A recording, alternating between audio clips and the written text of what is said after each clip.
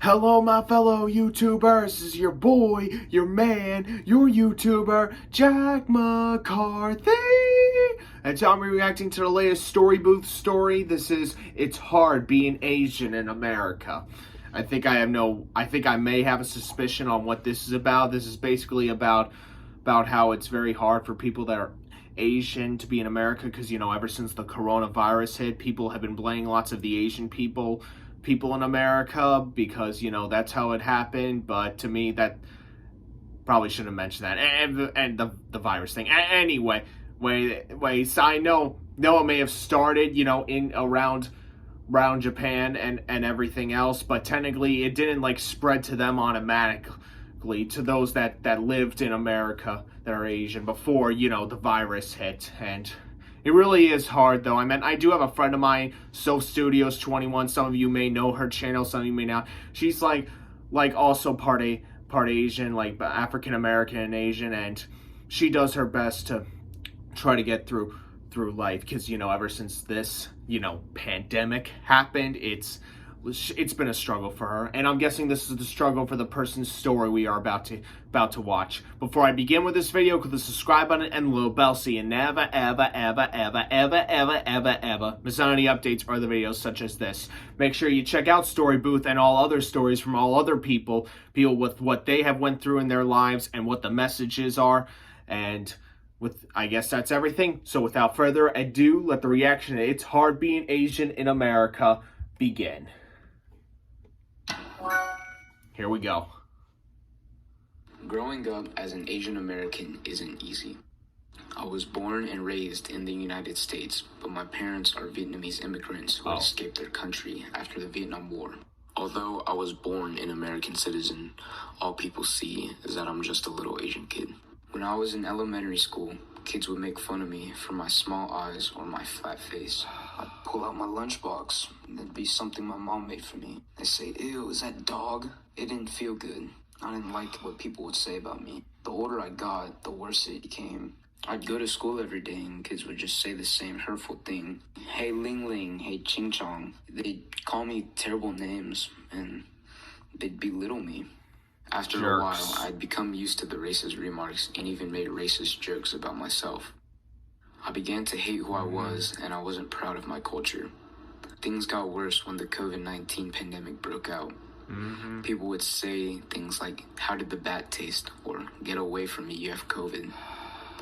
I was made fun of a lot more just because of how I looked and because it's believed that the virus is from China. When I found out about the shooting in Georgia, I was really scared because my parents own a salon. It worries me that one day I could find out my parents were killed just because of how they looked. Every day, I'm scrolling through Instagram. It's very hard in life. Twitter. Nothing is easy. I see videos of Asian Americans getting beat up by people for no reason. Asian Americans getting shot by people for no reason, getting killed.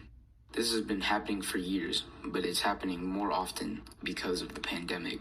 People don't realize what we go through, what my parents have gone through. They don't realize that.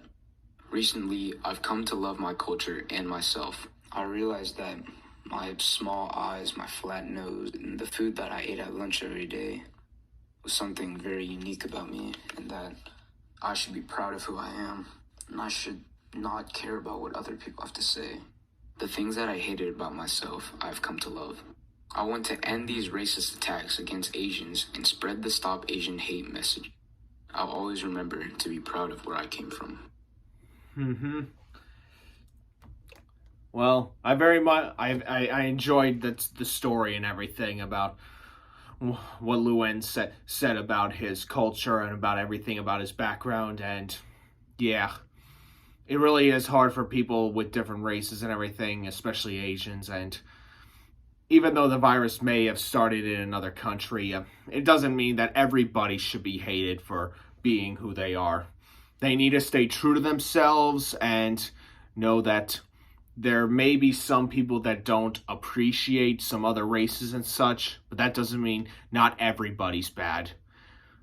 Everybody eventually has learned to accept some things in life, race, whole bunch of other things. And they should always stay true to themselves. There are haters, but you shouldn't judge the ones that hate you. You should stay. You shouldn't believe in the ones that hate you. You should believe in the ones that respect you and love you for you. You should always stay true to yourself, no matter your background, no matter where you come from, no matter what you do.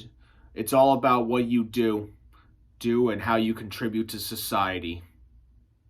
And as long as you do that, stay true to yourself, be who you are, then eventually people will still accept and love you. And even though some others may not, that's life. And you just gotta learn to live with it and just stay true. That was a really great story.